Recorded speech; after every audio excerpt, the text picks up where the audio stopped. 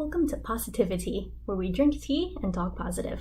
Today, I'm drinking Kuzmi brand Russian Morning number 24, which, according to the tin, is a skillful combination of 3 classic orthodox teas, a delicately flavored Chinese black tea, a Ceylon black tea with lightly twisted leaves and subtle chocolate flavor, and a black tea from India, full-bodied and strong.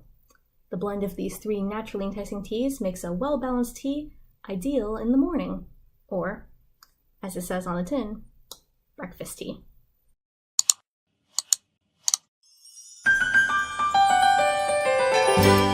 I got the idea for this segment about a week ago when I once again found myself furious and crying into my pillow and trying to talk myself about how not to be upset.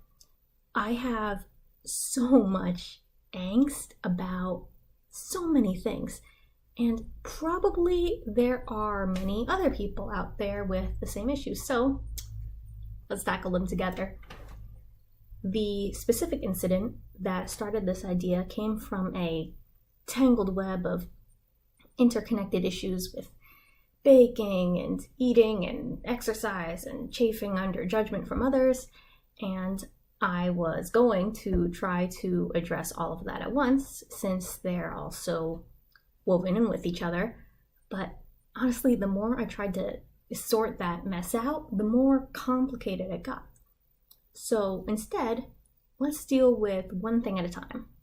Today's video: eating food. Eating food is a good thing.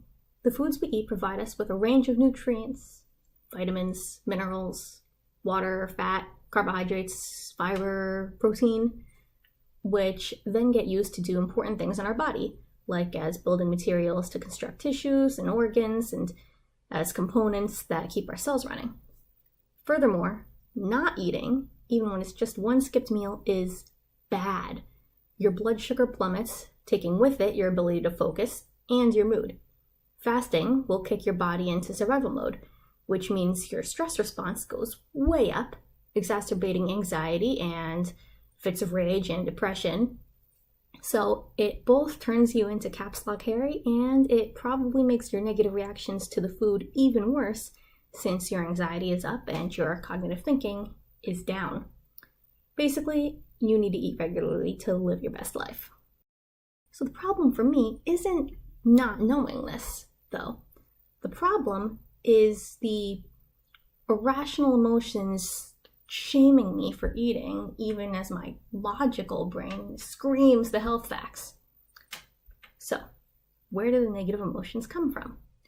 Probably they have a strong basis in the things you might hear often. Comments like, "Wow, that's a lot of food on your plate," or "Are you going to eat all of that?" or "Maybe you should just try eating half." This kind of judgment from people who just want to help you can be disheartening and make the food that you were just looking forward to suddenly seem unappealing. Even years down the road, you might be about to dive into your breakfast and suddenly just know it's about to taste like ash in your mouth. I haven't yet figured out a way to stop the sudden onsets of despair, but as we established earlier, eating food is important, so you shouldn't just skip meals when you don't want them anymore. Instead, here are some ways to work around the reluctance. First of all, prevention. If you feel you're already taking action against overeating, then those thoughts are less likely to come haunt you. Eating half your food isn't actually a bad plan, so long as you implement it right. It's easy enough when you're serving yourself up to just sort of split the food into sections ahead of time, like making 2 cute mini omelet rices instead of 1. It doesn't even have to be half. You can make 3 sections or 4.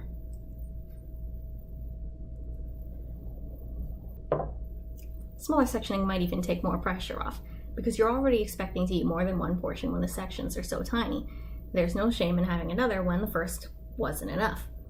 The goal here isn't to feel dismayed when you continue eating after the first half of your plate was insufficient. Sectioning will also help with the old finish everything on your plate instinct. Eat your first section of food, maybe take a short break to drink or finish a chapter or hit the next commercial break if you're multitasking while you eat. Then assess. If you're not feeling particularly hungry anymore, great. Stick the rest of the food in the fridge to eat later when you're hungry again. This way, you already have something ready and waiting for you later, and it's not like you're missing out on that food. You're just lengthening the amount of time that you have to enjoy it. If you are still hungry, then that means your body's telling you it needs more nutrients. Don't deprive yourself. Eat the food now. If you end up only having a little bit left when you're finally full, that's fine. Nothing wrong with putting only a tiny bit aside. Later on, you'll get 2 good things to eat. This and the future meal you make for yourself. Now, if despite any preventative measures you were having an everything turns to ash in my mouth episode, fear not. There's no need for your delicious food to go to waste on uncooperative taste buds and appetites. Store it away for a time when you'll be able to properly appreciate it, and take this opportunity to eat one of those things that aren't your first choice, but that people are always nagging you to consume more of because it's healthy or because they bought too much of it. If you're not tasting anything anyway, might as well eat the food you're not as crazy about, right? Above all, remember, food is good. Eating food is good. We enjoy food because we need it. There's no shame in that. Listen to your body. It knows what it needs better than other people do. If it's hungry, it needs sustenance. If it's full before you've cleared your plate, then it's full. Wait until you're actually hungry again to continue eating.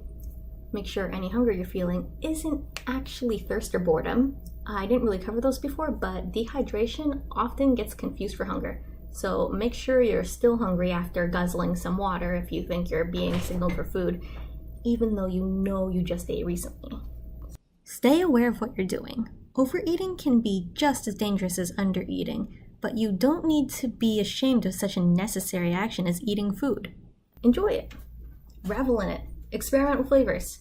Don't let the haters control your actions or stop you from living your best life, especially when what they're blocking you from is something as glorious and mandatory as eating food.